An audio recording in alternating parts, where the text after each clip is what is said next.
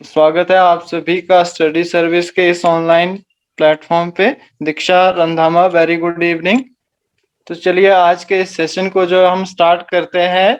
तो हम आज बात करेंगे केमिस्ट्री के आपके सबसे पहले सिलेबस की बात करेंगे, लेकिन उससे पहले मैं आपको बताना चाहता हूँ कि जो केमिस्ट्री है आपकी, वो आपका मेडिकल का एग्जाम हो या फिर नॉन मेडिकल एग्जाम हो, ठीक है, तो दोनों को जो है वो केमिस्ट्री जो आती है वो 30 मार्क्स की जो है वो पूछी जाती है। ठीक है, सभी का सिलेबस जो है वो लगभग मेजरली सेम ही रहता है, क्योंकि 30 क्वेश्चन आएंगे। तो आपका जो आपके बोर्ड वाले हैं उन्होंने सिलेबस तो कभी भी मेंशन नहीं किया होता है, स्पेसिफिक सिलेबस वो नहीं बताते हैं।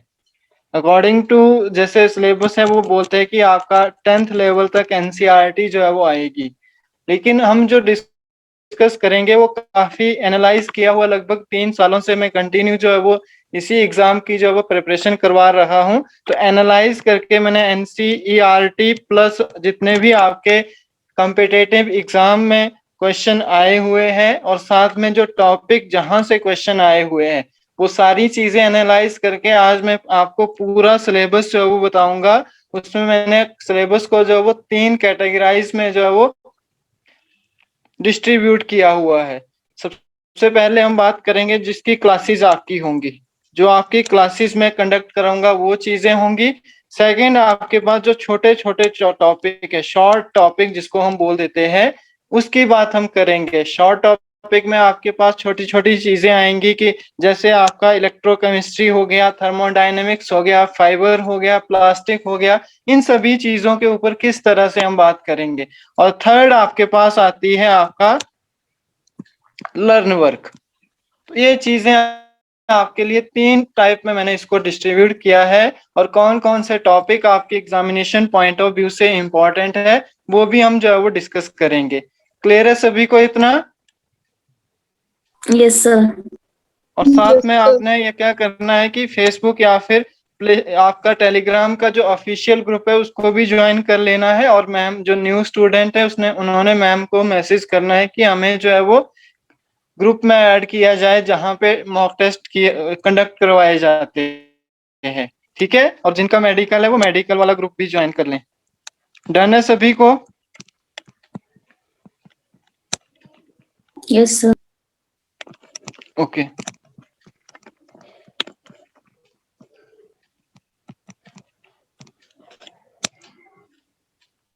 और ऑल द बेस्ट बोल देता हूँ सभी को, क्योंकि अगले 1.5-2 महीने के लिए हम जो है वो साथ में तैयारियां करेंगे। तो मैं उम्मीद करता हूँ कि आप लोग जो है वो अच्छे से प्रिपरेशन करेंगे, जो चीजें करवाई जाएंगी उनको अच्छे से करेंगे, और साथ में अपने नोट सभी ने फॉर्म करने हैं। अगर आप नोट फॉर्म नहीं करोगे तो कोई फायदा नहीं होगा क्लासेस लगाने का, और रिवीजन के टाइम आपको ही दिक्कत आएगी। इसीलिए नोट सभी ने अपने अपने फॉर्म करने हैं, और जो स्टूडेंट पुराने हैं अगर उन्होंने भी नोट नहीं बनाए हैं नोट्स, तो वो नोट्स बना लें। और साथ में जो इम्पोर्टेंट चीजें होती है उनको नोट करना है, और साथ में revision plus mock test attempt करने हैं।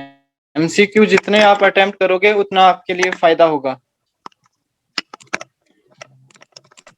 अब मैं जो जो टॉपिक करवाऊंगा या फिर बताऊंगा आपको, उनको आप लोगों ने अपने कॉपी में जो है वो नोट करना है।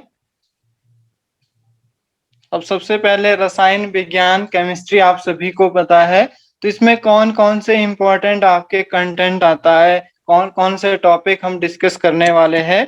तो सबसे पहले जो टॉपिक जिनकी क्लासेस होंगी, ठीक है, जिनकी क्लासेस आपकी होगी वो मैं डिस्कस करवाऊंगा आपको। तो स्टेप बाय स्टेप देखते हैं कि कौन कौन से टॉपिक ऐसे हैं जिनकी आपकी क्लासेस जो है वो होंगी। तो वेट करिए 1 मिनट। ये देखिए, सबसे पहले कंटेंट। आप देखिए किसी भी कॉम्पिटिटिव एग्जाम में आप जो है वो बैठेंगे तो सबसे पहले आपको उसका सिलेबस जो है वो पता होना चाहिए कि एग्जाम में क्या क्या चीजें आती है और हमने क्या पढ़ना है। मतलब कॉन्टेक्ट कंटेंट के बारे में आप जो है वो अवेयर होने चाहिए। जब तक आपको सिलेबस नहीं पता होगा तब तक आप जो है वो तैयारी भी नहीं कर पाएंगे और आपको पता भी नहीं चलेगा कि क्या हमने पढ़ना है। ठीक है, यस सर। और बाकी चीजें मैंने आपको पहले ही बता दी कि मैक्सिमम आपके जो मार्क्स होते हैं वो आते हैं 150, सभी को पता है, जिसमें ये केमिस्ट्री का सेक्शन आता है जो कि कॉमन होता है। इसके अलावा सीडीपी और जीके भी दोनों को कॉमन रहता है, लेकिन जो आपका केमिस्ट्री का सेक्शन आता है वो मेडिकल और नॉन मेडिकल दोनों को जो है वो 30 मार्क्स की जो है वो पूछी जाएगी। तो सबसे पहला हमारा जो टॉपिक आता है वो आता है स्टेट ऑफ मैटर। अब देखिए केमिस्ट्री जब भी आप स्टार्ट करते हैं तो स्टेट ऑफ मैटर से ही जो है वो स्टार्ट करते हैं। तो स्टेट ऑफ मैटर में हमारे पास क्या क्या चीजें आती है, हमारे आसपास की चीजें आती है कि कौन कौन से पदार्थ हमारे सराउंडिंग में अवेलेबल है, उनके अंदर क्या क्या प्रॉपर्टीज है, क्या उनके अंदर जो है वो किस तरह की एग्जिस्टेंस है, क्या उनका नेचर है, स्ट्रक्चर क्या होता है, या फिर मैटर जो है वो किस तरह से बनता है। ये सारी चीजें हम इस वाले टॉपिक में जो है वो डिस्कस करेंगे। क्लियर है सभी को first topic? Yes sir. Yes sir. चलिए, आफ्टर दैट सेकंड स्लाइड में हम पढ़ेंगे जो आपका सेकंड टॉपिक होगा। सेकंड टॉपिक आपका रहेगा एटम्स और मॉलिक्यूल से रिलेटेड। तो एटम कैसे बनता है, मॉलिक्यूल कैसे बनता है, एटम होता क्या है, मॉलिक्यूल्स होता क्या है, उनकी क्या कंपोजिशन बनती है, दो एटम आपस में जुड़ते हैं तो क्या बनता है, मॉलिक्यूल्स जुड़ते हैं तो क्या बनता है, ये सारी चीजें हम पढ़ेंगे। और साथ में आपका रिवीजन टेस्ट भी होता रहेगा बीच बीच में, ठीक है। जैसे ही चैप्टर खत्म होगा उसके बाद आपका प्रीवियस ईयर के क्वेश्चन आएंगे और साथ में और मोस्ट इम्पोर्टेंट एमसीक्यू रहेंगे। क्लियर है सभी को? Yes sir. जो पुराने स्टूडेंट है वो भी साथ साथ में चीजों को नोट करे कि हमने क्या नहीं पढ़ा था और क्या हमने आगे डिस्कस करना है। नेक्स्ट आपके पास आता है एटॉमिक स्ट्रक्चर। अब देखिए एटॉमिक स्ट्रक्चर की बात आती है तो जब भी आपकी ओरिजिन होता है एटम के ऊपर, डिफरेंट डिफरेंट साइंटिस्टों ने अपना अपना पॉइंट ऑफ व्यू रखा था। जैसे डाल्टन आ गया, रदरफोर्ड आ गया आपके पास, या फिर हम बात करते हैं जे थॉमसन की, या फिर बोहर की। तो वो सारी चीजें हम यहाँ पे डिस्कस करेंगे। फिर आपका डी ब्रॉगली हो गया, शर्डिंगर हो गया, तो किन किन, हेजनबर्ग अनसर्टेनिटी हो गया, ये सारी चीजें हम पढ़ेंगे कि एटम आपके पास उसका स्ट्रक्चरिंग जो है वो किस तरह से हुई, न्यूक्लियस की खोज किसने की थी, या फिर क्वांटम नंबर हो गया। तो ये सारी चीजें हम एटॉमिक स्ट्रक्चर में जो है वो स्टेप बाय स्टेप डिस्कस करेंगे। क्लियर है इतना? Yes sir.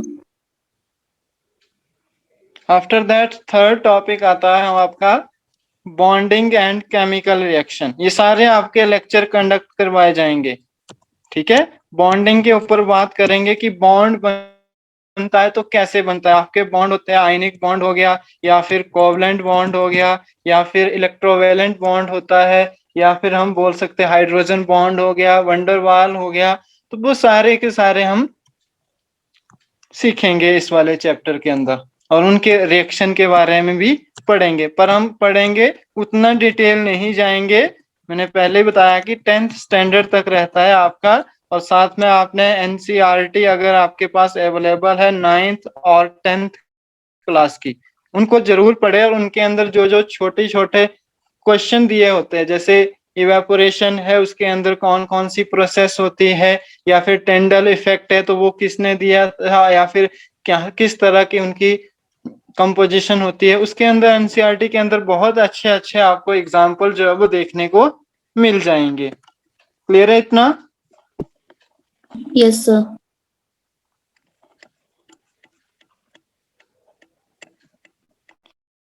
क्योंकि पढ़ना आपको है, एग्जाम आपने देना है, तो आपकी पार्टिसिपेशन जो है वो 60% होनी चाहिए। कि आपका जितना आप अपने आप को जो यहाँ पे रखोगे कि हमने सीखना है और हमने एग्जाम क्रैक करना है, उतना बेनिफिट आपको है। मैं तो, मेरा काम पढ़ाना है, मैं तो पढ़ाता जाऊंगा। अगर आपको चीजें समझ नहीं आएंगी तो अल्टीमेटली आपका ही लॉस होगा उसके अंदर। क्लियर है इतना? Yes sir. फोर्थ चैप्टर आता है आपके पास एसिड्स, बेस एंड सॉल्ट। अब सभी को पता है एसिड आपके अम्ल होते हैं, बेस आपका क्षार होते हैं, और सॉल्ट आपके पास लवण होते हैं। तो एसिड क्या होते हैं, एसिड के अंदर क्या पाया जाता है, जैसे एच आयन होते हैं, OH आयन्स होते हैं, pH स्केल पे एसिड और बेस को किस तरह से मेजर किया जाता है, डिफरेंट डिफरेंट एग्जाम्पल के थ्रू टेस्ट किस तरह से होता है इनका, तो उन सभी चीजों को हम जो है वो पढ़ेंगे। कौन से नेचुरल एसिड्स होते हैं, कौन से जो है वो अदर एसिड्स होते हैं, उनको हम जो है वो पढ़ेंगे, और साथ में उनके यूज काफी इंपॉर्टेंट होते हैं एसिड्स के अंदर, और पीएच से क्वेश्चन डायरेक्ट पूछा जाता है। डन है इतना? Yes, sir.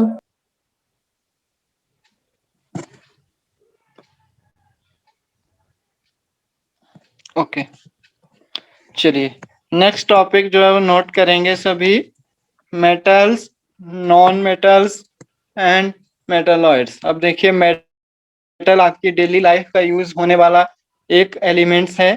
जैसे आप लोहे का एग्जांपल ले लो, या फिर अभी किचन में होंगे, आप जहां भी बैठे होंगे तो कहीं ना कहीं आप मेटल के साथ जो है वो जुड़े होंगे। इसी तरह नॉन मेटल के बारे में पढ़ेंगे और मेटलॉइड्स के बारे में पढ़ेंगे कि पीरियोडिक टेबल में मेटल्स कौन कौन से होते हैं, नॉन मेटल्स कौन कौन से होते हैं, मेटलॉइड्स क्या होते हैं, उनकी क्या प्रॉपर्टीज होती है, क्या फिजिकल क्लासिफिकेशन या फिर फिजिकल प्रॉपर्टीज होती है, उनके अंदर क्या केमिकल प्रॉपर्टीज होती है, वो सारी चीजें हम इस वाले टॉपिक में डिस्कस करेंगे। आफ्टर दैट नेक्स्ट हमारा टॉपिक आता है, ये पुराने स्टूडेंट्स का भी जो है वो रिसेंटली चला हुआ है, तो वीक में एक दिन अब उनकी भी क्लास में लास्ट डेज, वीकेंड के लास्ट डेज उनकी क्लास जो है वो ले लूंगा, तो जो उनका बचता है उनको हम कंटिन्यू करेंगे। तो जो आपका ये आपके पास क्लासिफिकेशन ऑफ पीरियोडिक टेबल आता है, इसके अंदर बहुत सारी इंपॉर्टेंट चीजें, और यहाँ से लगभग आपके 2 या 3 क्वेश्चन जो है वो पूछ लिए जाते हैं। तो पीरियोडिक क्लासिफिकेशन में हम सीखेंगे कि एलिमेंट्स को क्लासिफाइड किस तरह से किया जाता है, या फिर क्यों किया जाता है, या फिर उनके अंदर जो आपके एलिमेंट्स को मॉडर्न पीरियोडिक लॉ था, या फिर आपके पास उनकी प्रॉपर्टीज क्या है, डाउन द ग्रुप क्या होता है, अलोंग द पीरियड क्या होता है, इलेक्ट्रोनेगेटिविटी, आयोनाइजेशन, एंथैल्पी हो गया, या फिर पीरियड्स की बात करें तो ग्रुप 17 को क्या बोला जाता है, ग्रुप 18 को क्या बोला जाता है। तो यहाँ से आपका डायरेक्ट आपको क्वेश्चन जो है वो पूछ लिए जाते हैं। तो ये सारी चीजें हम इसके अंदर डिस्कस करेंगे। क्लियर है? Yes, sir. और साथ में मैं जो चीजें बोल रहा हूँ दैट मीन्स वो इम्पोर्टेंट है, उन चीजों को आपने भी खुद स्टडी करना है।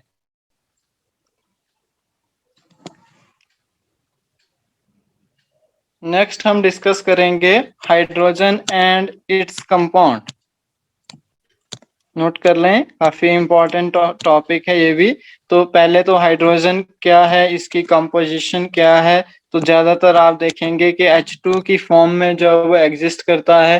अगर कंपाउंड की बात करें तो आपने देखा होगा H2O बहुत ही आपके पास एसेंशियल जिसको बोलते हैं ह्यूमन लाइफ के लिए एसेंशियल पार्ट आता है H2O, या फिर D2O सुना नाम होगा आपने, आइसोटॉप्स सुने होंगे हाइड्रोजन के, रेडियो एक्टिव कौन सा है। तो वो सारी चीजें इसमें डिटेल में डिस्कस करेंगे। हार्ड वाटर क्या होता है, सॉफ्ट वाटर क्या होता है, सॉफ्टनिंग को दूर करने के लिए कौन से प्रोसेस यूज किए जाते हैं, या फिर हार्डनेस को दूर करने के लिए आपके पास कौन से मेथड जो है वो यूज किए जाते हैं। ये सारी चीजें हम इसके अंदर जो है वो डिस्कस करेंगे। क्लियर है? Yes, sir. H2O2 hydrogen peroxide होती है, तो उसका यूज कहाँ कहाँ किए जाते हैं वो सब हम पढ़ेंगे।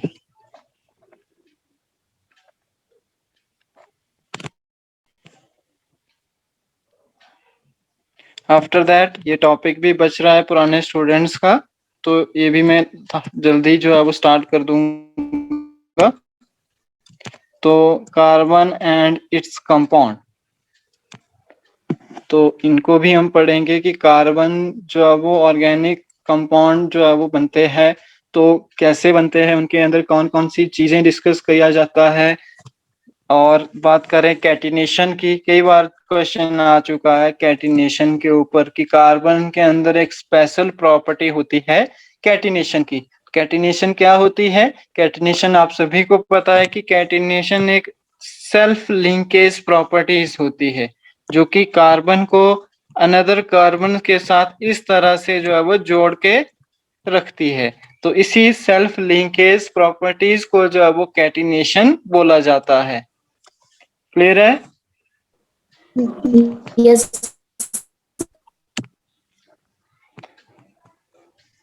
चलिए, आफ्टर दैट नेक्स्ट टॉपिक आता है आपका पार्ट 2 के अंदर। अब देखिए, इनकी भी आपकी जो है वो क्लासेस होंगी, पर इनकी क्लासेस होंगी जैसे एक क्लास होगी एक टॉपिक के ऊपर, ज्यादा क्लासेस नहीं होंगी इसके ऊपर। तो जैसे सबसे पहले हम रिपीटेड क्वेश्चन है, यहाँ से आपके क्वेश्चन पूछे जा चुके हैं, तो ये मोस्ट इम्पॉर्टेंट टॉपिक रहेंगे आपके एग्जामिनेशन पॉइंट ऑफ व्यू से। फर्स्ट ऑफ ऑल इसमें क्या आता है कि ऑक्सीडेशन नंबर सबसे पहली क्लास होगी आपकी, जिसमें हम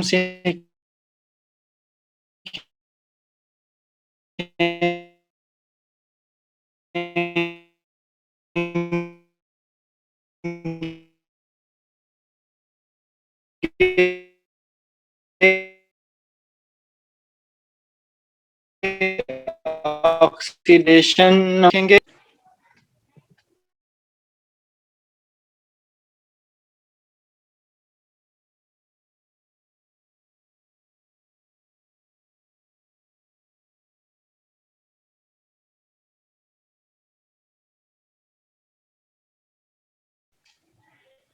साउंड आ रही है मेरी? Yes, sir. ओके ओके, मुझे लगा कि वाईफाई इशू हो गया।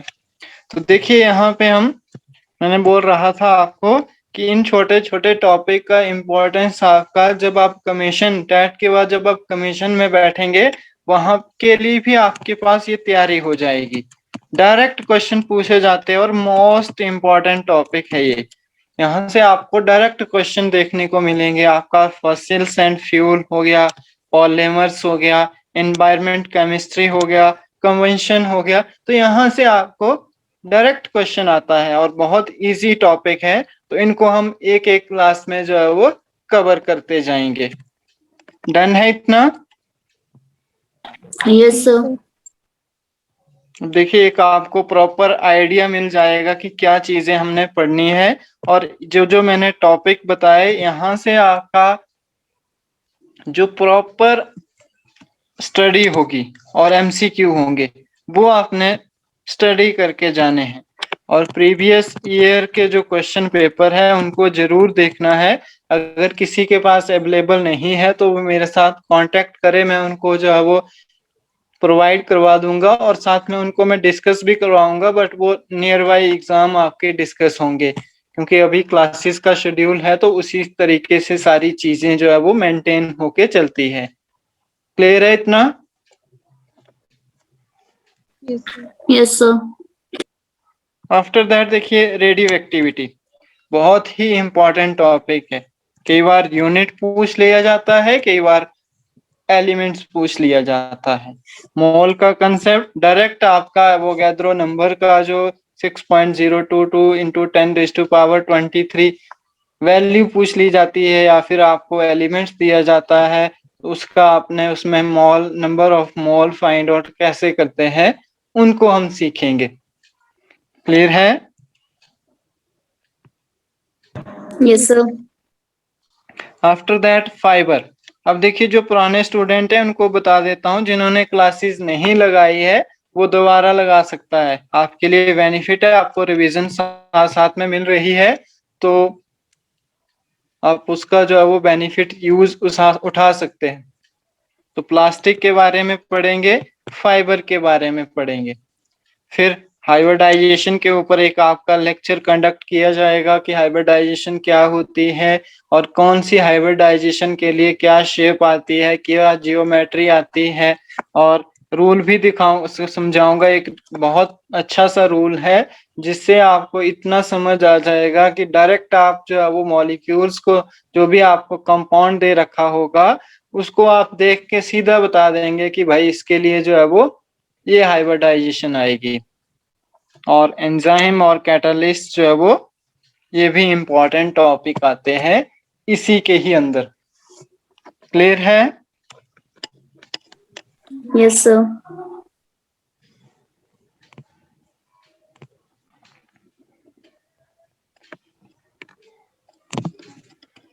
नेक्स्ट देखिए,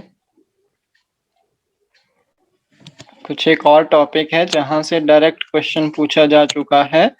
इसके अंदर आपने एक चीज और नोट करनी है। देखो, कई चीजें जो होती है वो लिखी नहीं जाती है, वो एकदम से ही याद आती है। तो इलेक्ट्रॉनिक कॉन्फ़िगरेशन, इलेक्ट्रॉनिक कॉन्फ़िगरेशन आप नोट कर लीजिए, यहां से आपका डायरेक्ट क्वेश्चन आता है।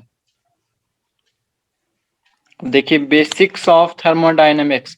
बेसिक ऑफ थर्मोडायनेमिक्स का क्या मतलब है? आपने टेम्परेचर के बारे में पढ़ना है।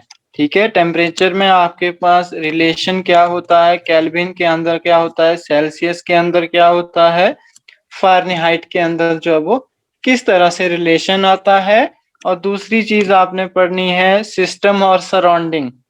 सिस्टम और सराउंडिंग क्या होते हैं, और साथ में आपने पढ़ना है कि रेंज क्या होती है। कोई पर्टिकुलर स्केल है, जैसे थर्मोडायनामिक जो आपका डॉक्टरी थर्मोमीटर्स होता है, उसका क्या मेजरिंग उसकी होती है, मतलब रेंज क्या होती है, वो आप पढ़ेंगे। और साथ में इसमें तीसरा टॉपिक आता है, जैसे आइसोबारिक है तो उसके अंदर क्या प्रोसेस होती है, आइसोचौरिक है, आइसोथर्मिक है, तो उन चीजों के अंदर कौन सा आपका कंपोनेंट जो है वो कांस्टेंट आता है, ये आपसे पूछ लिया जाता है।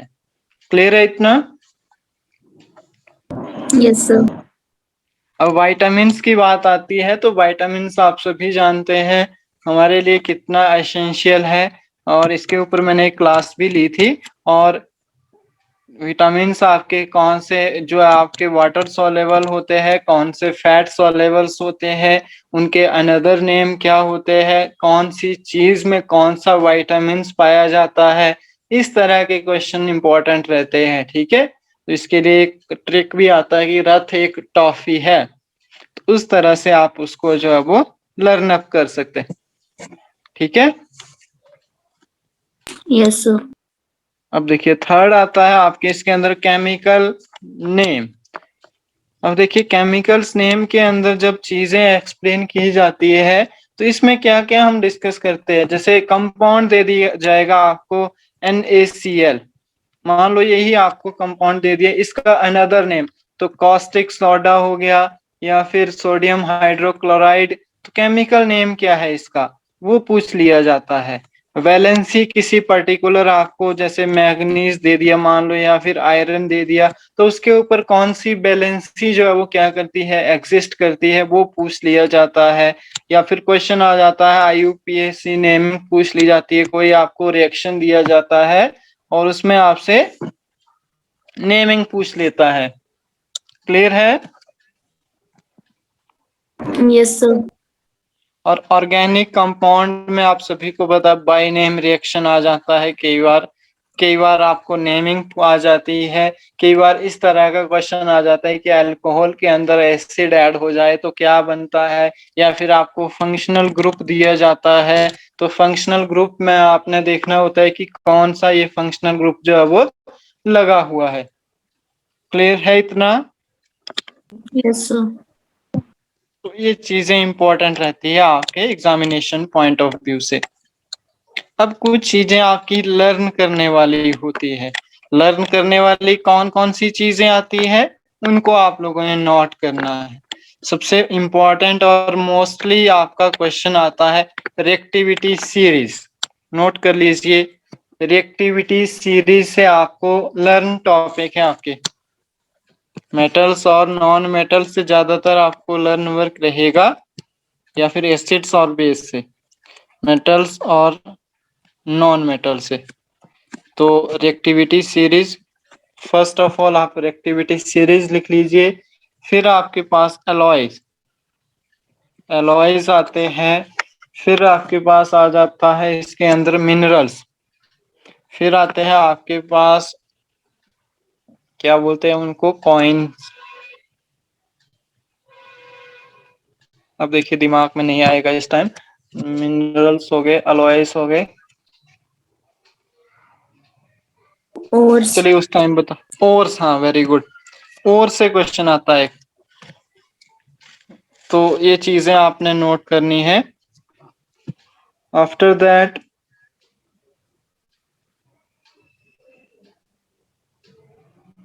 एसिड्स और बेस, इसके अंदर आपको पीएच स्केल से लर्न करना पड़ेगी वैल्यू, या फिर डायरेक्ट आपको कि कौन से कंपाउंड में कौन सा एसिड पाया जाता है, ये आपने याद करना है। और सॉल्ट के अंदर आपको फॉर्मूले याद करने पड़ेंगे, जैसे प्लास्टर ऑफ पेरिस हो गया, ब्लीचिंग पाउडर हो गया, या फिर अनदर आपके पास बहुत सारे आ जाते हैं। मोर सॉल्ट हो गया, बेकिंग सोडा हो गया, तो बहुत सारे आ जाते हैं, उनको आपको लर्न ही करना पड़ेगा, ठीक है। Yes sir. या फिर उनके यूज हो गए। फिर एसिड बेस के अंदर H2SO4 की कंपोजिशन आती है, या फिर नाइट्रिक एसिड की आती है HNO3, या फिर इसी के अंदर एक्वा रिग्वी आता है, एक मोस्ट इम्पोर्टेंट रीजेंट होता है। तो वहां से क्वेश्चन पूछ लिया जाता है, एसिड का यूज कहाँ कहाँ किया जाता है, वो आपको लर्न करने पड़ेंगे। ठीक होगी बात यहाँ तक? Yes sir.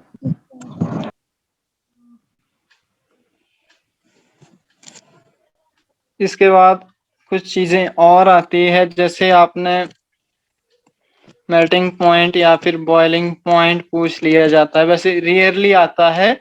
और जैसे बॉन्डिंग होगी, कौन किसी मॉलिक्यूल्स के अंदर कौन सी बॉन्डिंग प्रेजेंट होती है, वहां से क्वेश्चन आ जाता है आपका। डाउन द ग्रुप या फिर अलोंग द पीरियड, वो चीजें आपने केमिकल प्रॉपर्टीज के अकॉर्डिंग जो है वो लर्न करनी है। और एक चीज और आई, देखो चीजें जब एक्सप्लेन करते हैं तो और चीजें आती जाती है। देखो आपने क्या बोलते हैं, डिस्कवरी, डिस्कवरी को भी लर्न करना पड़ेगा आपको कि कौन सा कंसेप्ट किसने दिया था, ठीक है। Yes sir. जैसे मॉडर्न जो आपके पास एटॉमिक पीरियड टेबल है, उसको मेंडलीफ और which is based on atomic weight होता था।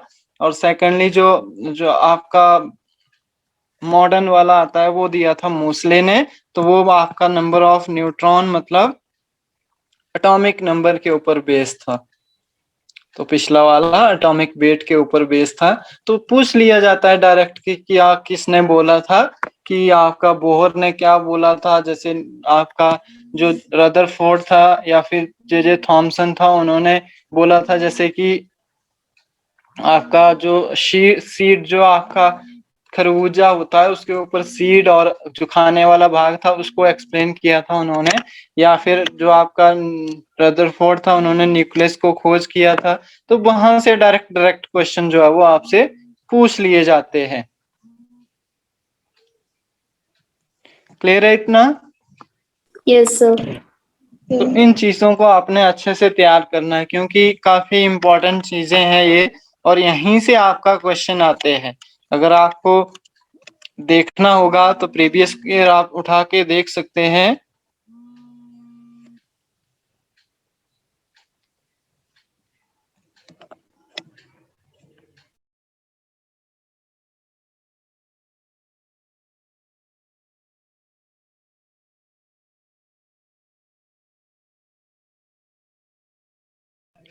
क्लियर है इतना?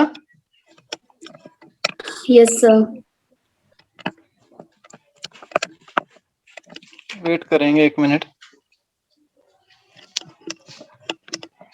टाइम कितना हुआ, टाइम बताएगा कोई मुझे? 8:38। ओके। अब देखिए रब ही नहीं हो रहा है यहाँ से, 1 मिनट वेट करेंगे। बीच में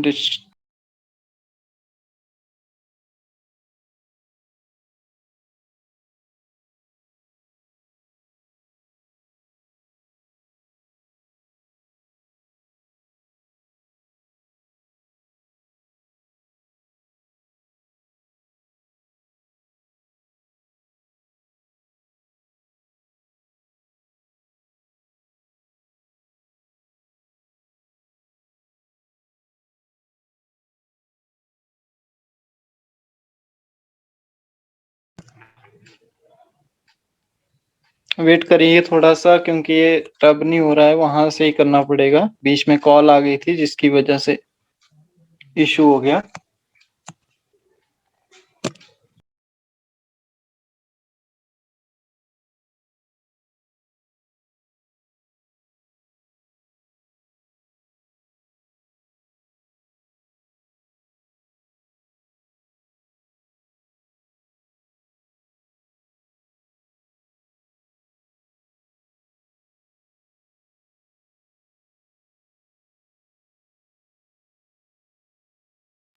अब ठीक है बोर्ड?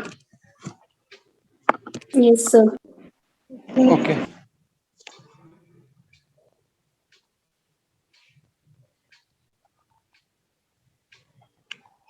अगर करना है स्टार्ट तो कर देते हैं, अदरवाइज फिर कल ही कंटिन्यू करते हैं स्टार्टिंग से ही। स्ट्रक्चर ऑफ उससे ही पढ़ेंगे हम, मैटर से। तो अभी तो मे भी लिंक भी जो है वो डिस्कनेक्ट, क्योंकि 40 मिनट का लिंक रहता है आजकल। थोड़ा सा इशू आया है तो दो लिंक मिलते हैं आपको। तो आज के लिए आई थिंक काफी है इतना। बाकी हम नेक्स्ट क्लास में कल, यानी कल जो है वो अपने टॉपिक को जो है वो स्टार्ट कर देंगे। अगर किसी का कोई क्वेश्चन है तो वो पूछ सकता है। टाइमिंग आपकी यही रहेगी। ओके दीक्षा, क्वेश्चन है किसी का? No, sir. New student Jyoti कौन था? न्यू स्टूडेंट्स कौन आया था आज? Jyoti Sharma. Yes sir. Okay, question है तो पूछ सकते हैं आप कोई। नो सर, कोई क्वेश्चन नहीं है। ओके, बायो की क्लास लगाई थी आपने? यस सर, लगाई थी। ओके, चलो कुछ भी आपको दिक्कत आती है तो आप कांटेक्ट कर सकते हैं, ठीक है? Okay sir. चलिए मैं क्लास को फिर यहीं डिस्कनेक्ट करता हूँ। बाकी हम कल की क्लास में ही डिस्कस करेंगे। और पुराने स्टूडेंट जरूर लगाएं क्लासेस। मैंने पहले बोला है कि चीजें दिन प्रतिदिन अपडेट होती जा रही है। आपने देखा होगा जी, जो हमने आपकी पीछे क्लासेस ली है वहां पे वीडियो का सोर्स नहीं था, लेकिन अब जो क्लासेस होंगी उसमें वीडियो प्लस आपको मिल जाएगी, तो आपका ही बेनिफिट है। Thank you so Okay, much sir. Everyone. Good night. Thank you, sir.